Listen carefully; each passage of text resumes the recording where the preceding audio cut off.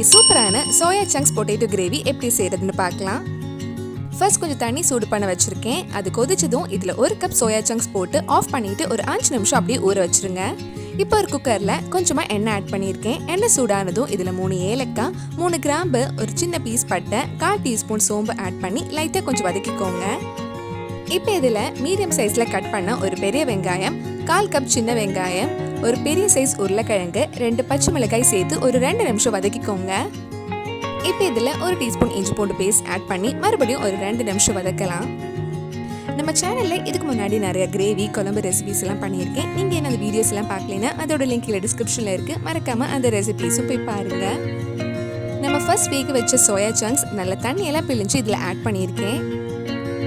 இதுக்கு தேவையான அளவு உப்பு ஆட் பண்ணி ஒரு வாட்டி நல்லா மிக்ஸ் பண்ணி விட்டுருங்க. இப்போ இதில் 1 கப் தண்ணி ஊற்றி வேக வச்சிடலாம். நான் 10 நிமிஷம் லோ ஃப்ளேமில் வச்சுருந்தேன். ஒவ்வொரு குக்கர் ஒவ்வொரு மாதிரி இருக்கும். நீங்கள் உங்கள் குக்கருக்கு ஏற்ற மாதிரி வேக வச்சு எடுத்துக்கோங்க. குக்கர் ப்ரெஷர்லாம் போனதுக்கப்புறம் ஓப்பன் பண்ணி பார்க்கலாம்.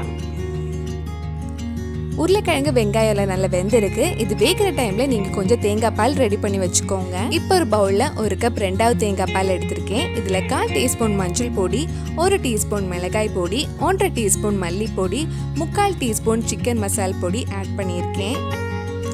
இது ஒரு வாட்டி மிக்ஸ் பண்ணி விட்டுக்கோங்க. நம்ம டைரக்டா குழம்புல இந்த பொடிகள்லாம் போட்டா அங்கங்க கட்டி கட்டியா இருக்கும். இந்த மாதிரி மிக்ஸ் பண்ணி போட்டா நல்லாவே கரைஞ்சிரும். இப்போ மறுபடியும் ஸ்டவ் ஆன் பண்ணிட்டு நம்ம 2வது தேங்காய் பால் ஆட் பண்ணலாம். நான் 2 கப் 2வது தேங்காய் பால் எடுத்து வச்சிருக்கேன். கொஞ்சம் தண்ணியாவே இருக்கட்டும். இது கொதிச்சதுக்கு அப்புறம் இன்னொரு கப் 2வது தேங்காய் பால் ஆட் பண்ணலாம். உங்களுக்கு கிரேவி எந்த கன்சிஸ்டன்சில வேணுமோ அதுக்கேற்ற மாதிரி நீங்க தேங்காய் பால் எடுத்துக்கோங்க. அந்த மல்லி பொடி மிளகாய் பொடி பச்சை வாசனை எல்லாம் போனதுக்கு அப்புறம் இன்னொரு கப் தேங்காய் பால் ஊத்துங்க. இது ஒரு 5 நிமிஷம் போல கொதிச்சதுக்கு அப்புறம் 1 கப் தேங்காய் பால் ஊற்றலாம். தேங்காய் பால் ஊற்றினதுக்கு அப்புறம் ரொம்ப நேரம் கொதிக்க வைக்க வேண்டாம். லைட்டாக ஒரு சூடு வந்ததும் ஆஃப் பண்ணிடலாம்.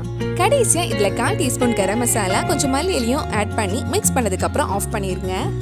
இப்போ கடைசியா ஒரு ஃபைனல் டச்சுக்கு ஒரு சின்ன பேன்ல கொஞ்சம் எண்ணெய் சூடு பண்ண வச்சிருக்கேன். எண்ணெய் சூடானது கொஞ்சம் கடுகு போட்டு அது வெடிச்சதுக்கு அப்புறம் கொஞ்சம் கருவேப்பிலையும் போட்டு அந்த குழம்புல போட்டா நம்ம சுவையான soya chunks potato gravy ready ஆயிடும்.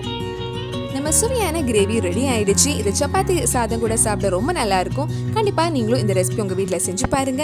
பிடிச்சிருந்தா இந்த வீடியோவை லைக் பண்ணுங்க, உங்க ஃப்ரெண்ட்ஸ் அண்ட் ஃபேமிலிக்கு ஷேர் பண்ணுங்க. வேற நல்ல ரெசிபி நம்ம சேனல்ல ட்ரை பண்ணலாம்னு கீழே கமெண்ட் பாக்ஸ்ல சொல்லுங்க. நீங்க இன்னும் என்னோட சேனலை சப்ஸ்கிரைப் பண்ணலைன்னா மறக்காம சேனலை சப்ஸ்கிரைப் பண்ணுங்க. கூடவே அந்த பெல் ஐக்கனை பிரஸ் பண்ணா நான் புதிய வீடியோ போட்ட உடனே உங்க போனுக்கு நோட்டிபிகேஷன்